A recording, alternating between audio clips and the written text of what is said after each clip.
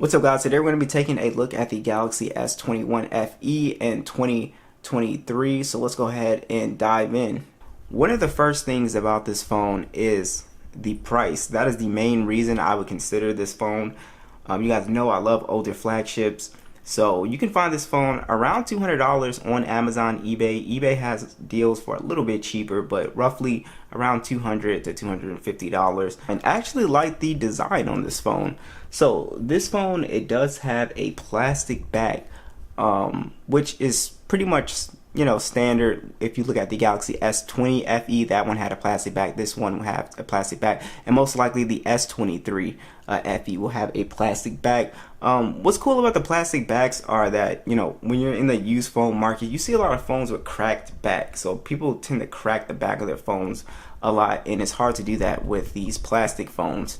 So that's one thing that I like, and also it is plastic, but it still feels premium because you have metal sides as well. So it does not feel cheap, and it does not look cheap. And a lot of people like this camera bump as well on here too. And not only you know, does it look good, it does have IP68 dust and water resistant as well too, which is nice. So you can get this phone wet, no issue. And also holding the phone is very smooth on the edges, so it fits in the palm really well. So I think the design on here is really nice, guys.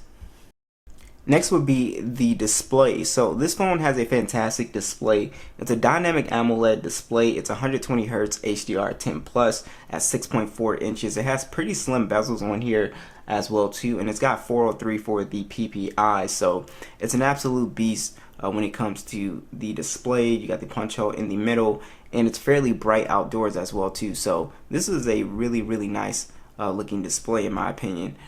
So the phone, like I said, 6.4 inches, so it's not too big. I can use the phone you know, without a problem with one hand, and that's mostly because, like I said, it is a little bit easier to hold than the more boxier phones. But yeah, I absolutely love the display. I don't think anybody would have any issues with the display. 120 Hz on here, very smooth. And like I said, it looks like a better quality panel than the Galaxy A54 for sure, and the bezels are slimmer as well. So I would definitely go with this phone for a viewing experience.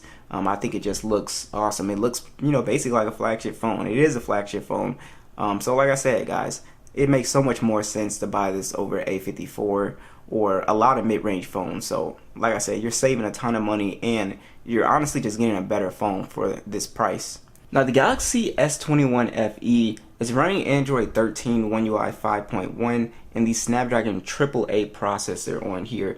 This phone is an absolute beast when it comes to performance, guys. It basically is a flagship phone, and it does not, it's just super fast, guys. It's no lag. It's a really fast phone. Now, you guys know how I feel about these 888 chips. The 8 series chips in general, the 888 and also the 8 Gen 1, those phones tend to heat up. For some reason, this phone does not seem to get as hot, even it seems like it's cooler than the standard S21. One thing that I noticed. So this one does not get as hot, but even playing Call of Duty right now, it's a little warm, but it feels like when I use the S21, that phone is much hotter, and also the S22. This one does not seem to get as hot. So I thought that was pretty interesting. But as far as performance goes, this thing just flies pretty much through anything. It feels just as fast as an S23 Ultra, honestly. It's just bouncing in and out of applications, whether I'm playing games, PUBG, Call of Duty. I might drop a full gaming test for you guys. It seems even like a little bit cooler than the S21 Ultra as well. So yeah, this phone does not seem to have that bad of a heating issue. I know that's probably like a concern for a lot of people, but man, I just don't see this thing just not getting hot like the other phones do. Yeah, so performance wise, we're getting really good performance. Now the S21 FE does have stereo speakers.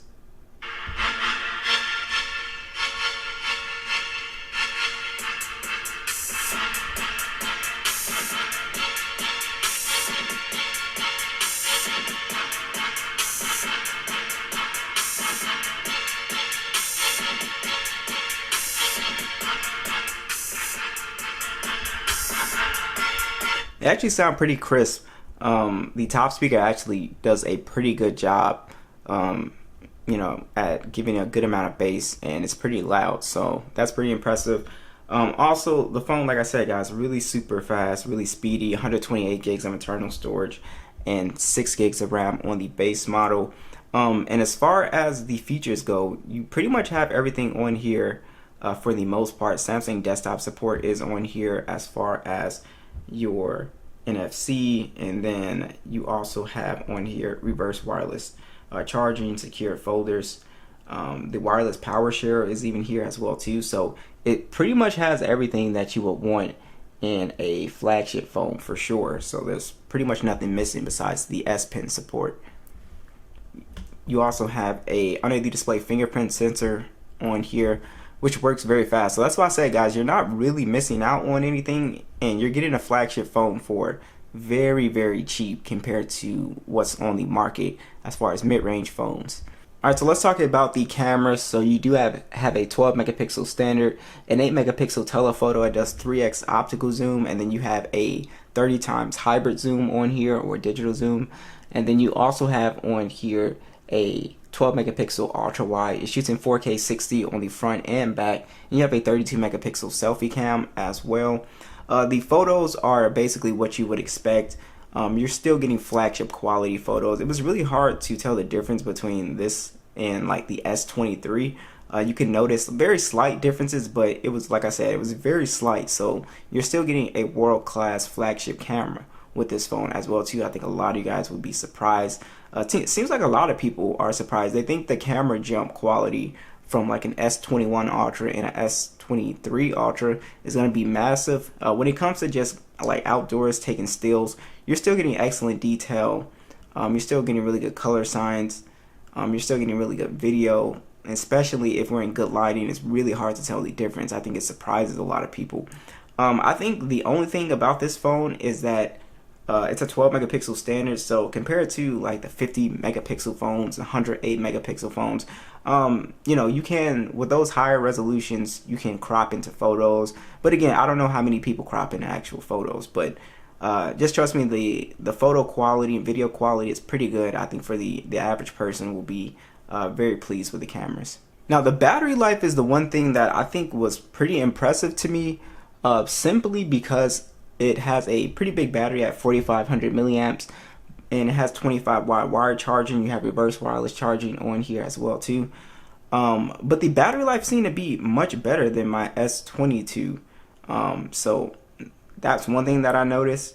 Just much better battery life than that phone. I think the battery might be bigger on this phone actually. But yeah, so it's a pretty interesting phone because it seems to get pretty good battery life. This phone definitely can last all day. And also, this phone doesn't get as hot. So that's what I said. It's a pretty interesting experience here with this phone as far as the overall experience. So I think it has some major benefits, simply not getting hot and having pretty good battery life. It doesn't have like the super high resolution cameras and zoom quality, but I think this is a fantastic phone, guys. I was really impressed with the S21 FE, and like I said, you can get it for very, very cheap as well too. So be sure to let me know what you guys think, and I'll catch you guys in the next one.